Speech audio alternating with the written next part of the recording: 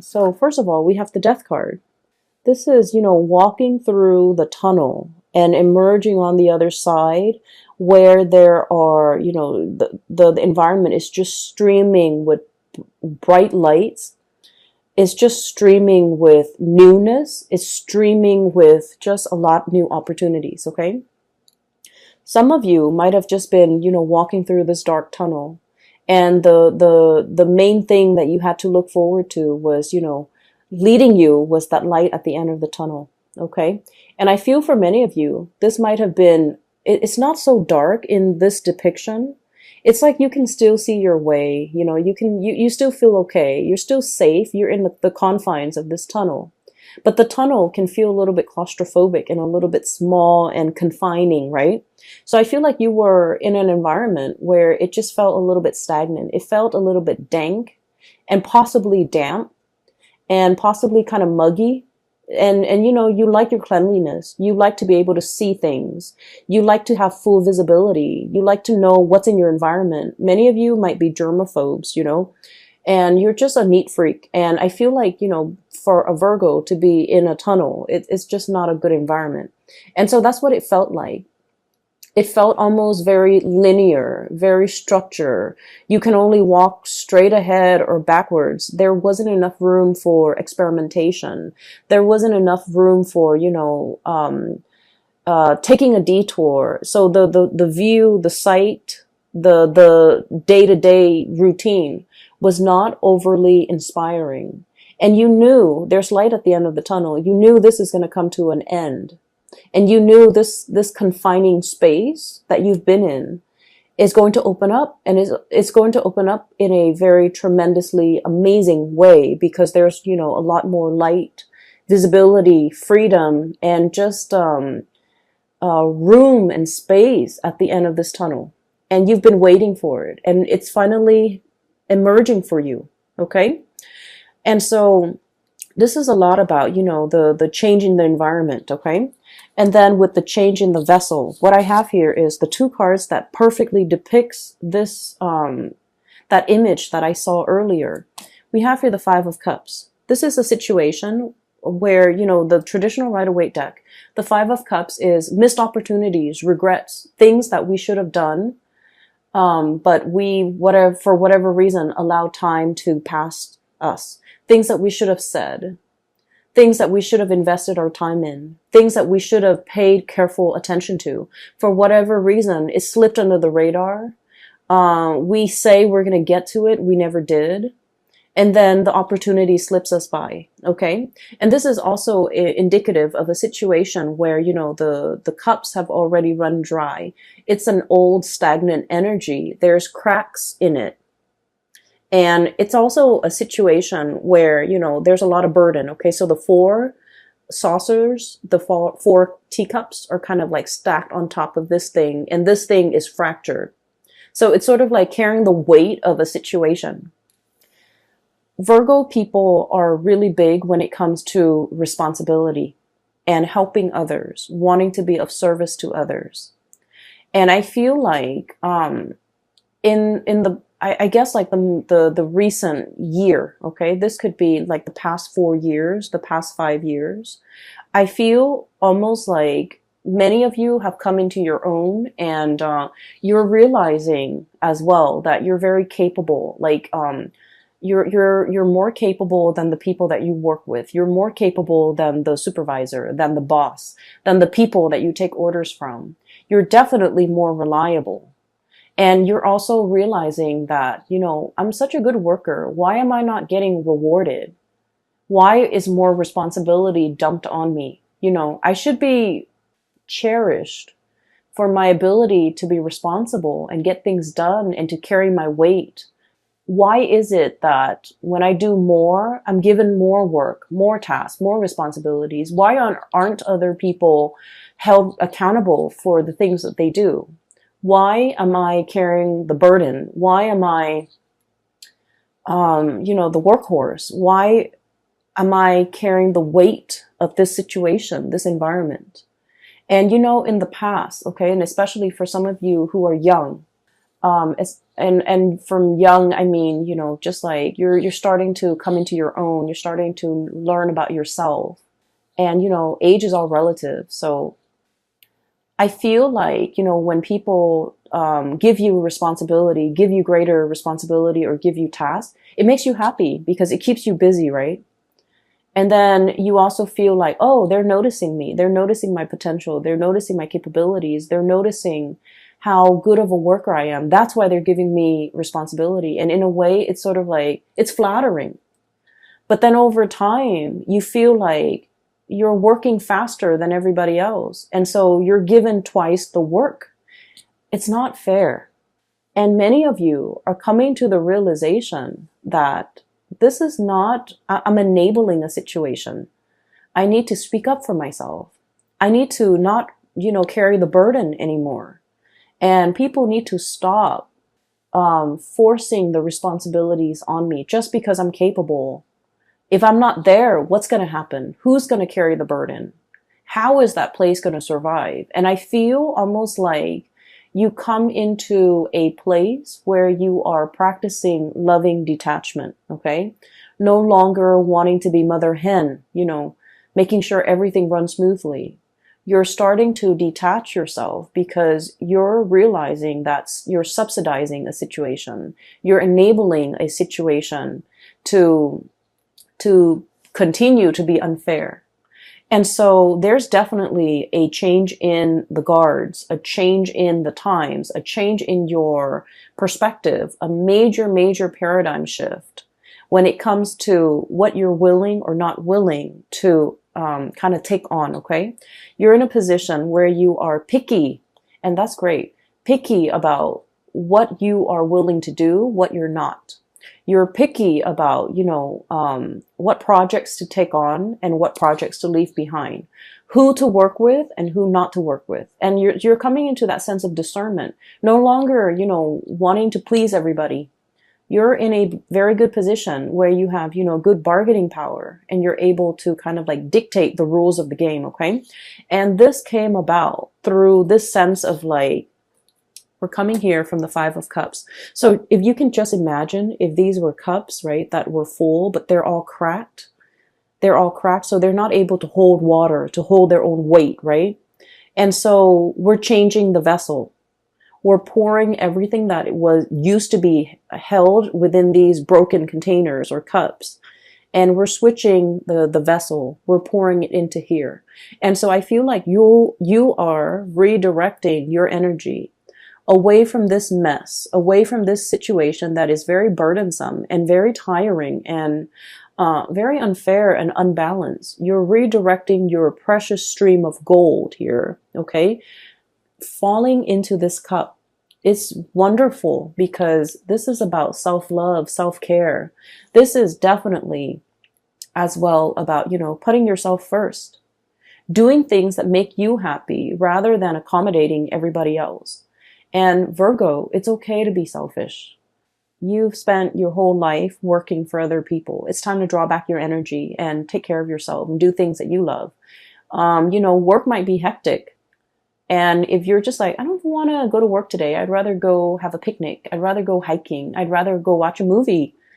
The work is still going to be there when you get back, right? So take that day off, do that mental health day, or, do whatever it is that you feel like your soul and your body needs because you deserve it. So I definitely see here a redirecting in your energy, a refilling or a changing of a vessel, a changing in the way that you do things, a changing in the way in which you preserve and conserve your energy for things that really matter, that are important to you. And I feel like many of you are coming into your own, learning to say no, learning to tell people to back off, learning to tell people to like, I want to say the energy is a little bit like no nonsense. Okay. It's almost like the Queen of Swords. It's sort of like, no, you can do it yourself. I can help you, but you can do it yourself as well. So I feel like you're giving people a piece of their mind because you were in a situation where it wasn't fair. Okay. So there is a second message. I'm going to get to it really, really fast. And the second message is very cute. I really like it. Okay, so the second message is I see this little boy. Okay, he's got like a pet cat or something next to him, and he's just kind of skipping with his cat. He looks like he's about 5 or 6, so a very young boy. It's very cartoony. So there, he's just running, skipping on a dirt road. The cat is, by his legs, and he starts to hear like a dog whimpering or crying. So he walks towards, he tries to find like the source of where the noise is coming from, a crying dog.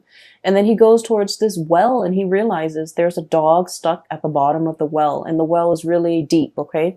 So there's no pail, there's no, the drawstrings where you draw up the water. It's not there. So it's not like, and there's no water in the well, so he can't really jump in and save the dog. And even if he were to jump in, he's going to be stuck. So he's just trying to think, how to get the dog out of there. And I guess this is a make-believe world. So there's no adults nearby that he can come to and ask for help. There's no firemen. There's no animal control, right? So it's just him, the cat, and the dog stuck in the well. And then you kind of see him, this light bulb comes over his head. So he has an idea. And then he like runs off out of frame, and then he comes back with like a hot air, like with a balloon, okay? And he like ties a rock to the balloon, he tosses it down, and then I don't know how, I didn't see it, when he tossed the balloon down to the well, the dog bites the balloon, the rock comes off, and then the balloon magically lifts this dog out of this well.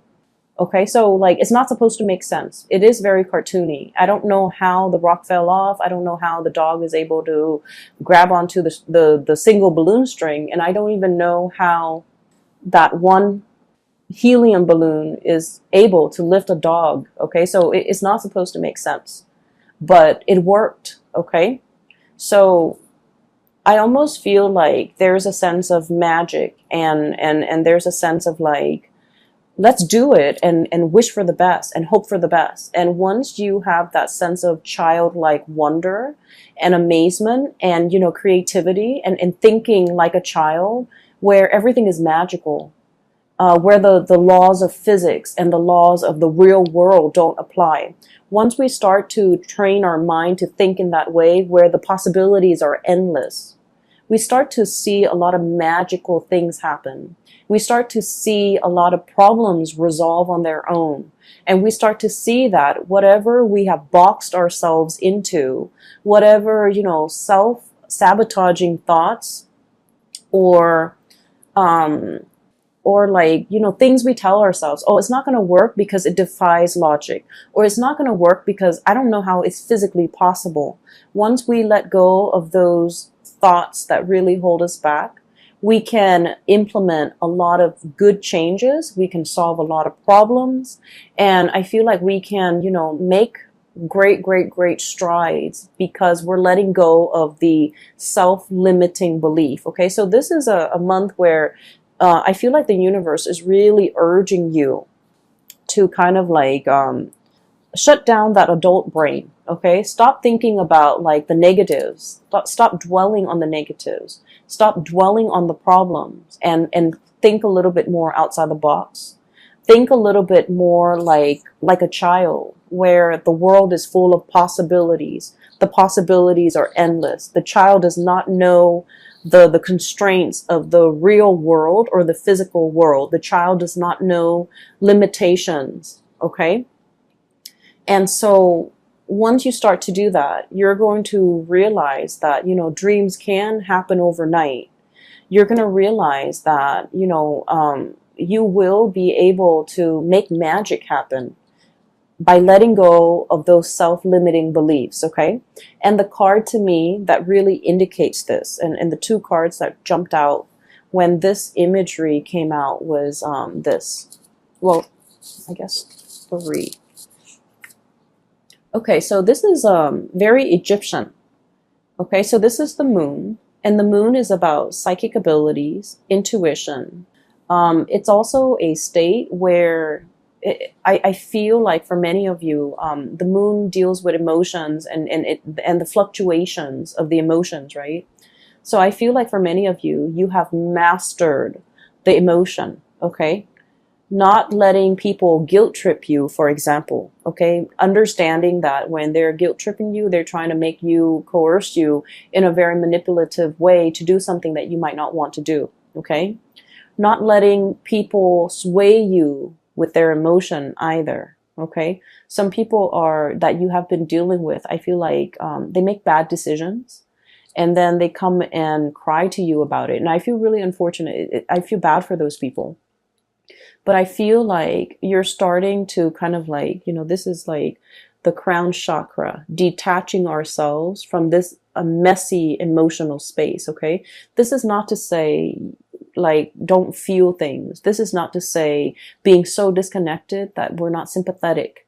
This is more to say learning to compartmentalize, learning to to check your emotions at the door, learning not to let your emotional state cloud your judgment, learning not to let your emotional reaction to a certain person kind of like bias the way in which you interact with them. Does that make sense? So I feel like this is a mastery over the emotion. And I'm getting somewhere with this because I feel like, this is a card that is very Egyptian in its symbolism, okay? So we have here a god, okay? Possibly the god of the moon, god of intuition, god of secrecy. And I feel like the way this card came out, it's very powerful. It's basically somebody who knows how to work with the elements. It's somebody who knows and understands human nature. And it's somebody who knows how to harness the energy of the tides, harness the energy when it comes to like divine timing in order to make dreams happen.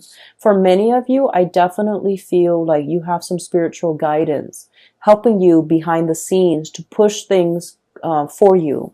And I feel like this message is coming in to tell you that, if you find yourself at the bottom of that dry well, there's going to be, somebody coming in, tossing you a balloon to lift you up. Okay. So for those of you who have been, if you have been dealing with depression, if you have been dealing with a situation where you're just like, when is it going to end? Okay. If you find yourself in a dank, dark place and you're just like, I need a helping hand, it's going to come into the picture to rescue you. Okay. So I do see a change in environment, a change in the vessel, and the time is coming. Okay. So we have a really powerful card here that indicates that. And what else is coming through is, this is the limitations, okay? This is the Four of Wands in the traditional Rider-Waite deck. It's celebration, family, happy home. But in this deck, it is about restrictions. Restrictions that don't really have any bearing in the real world, okay? Restrictions that we impose upon ourselves. It's a situation where somebody hastily slapped something together and called it a day. And then the person that comes in after them are just like, oh, this is the way it's been done in the past, so let's do it in the future. And they didn't take the time to realize that this was very sloppily slapped together. It doesn't really hold weight. It doesn't really, doesn't serve as awning or coverage for anybody from the elements, right? It was just not done very well. And yet they're just like, oh, that's the way it was done in the past, so that's the way we're doing it now. Not questioning what came before, not questioning what needs to change, taking and accepting the status quo. And the four energies deal with stability. It's like the four legs of a table. If the four legs of the table are of equal length, the table doesn't wobble, right? So in a way, it's very stable, but it can be very, very rigid. So I feel like there's a situation here where you're kind of forced to uproot, okay, that cactus is coming back, uproot, transplant, fix, break out of the status quo, or put yourself in a different situation, or like this environment is no longer serving you, so it's time for you to find something else that is a lot more stable. Okay, so I feel here that imagery with the divine sense of timing, and then also a helping hand, to be able, like, that's going to be coming into the picture. Okay. So you have some really strong spiritual guidance from behind the scenes. Okay. The other thing that I'm sensing, so those two images aside, I feel like they have covered sufficiently the first row. And so we're talking about the second row now. This is your energy here, King of Pentacles, okay? You can be male or female, it doesn't really matter. This is a card that spells to me raw power, okay? Elephants are very, regal creatures, okay? They live into old age. They have a really long lifespan. I believe they also have the same gestation period as humans, if not like a month longer. So I don't remember if it's 9 or 10 months, but they have, or maybe it's more. You know what? I'm a little bit curious. So give me just a moment. Let me Google that.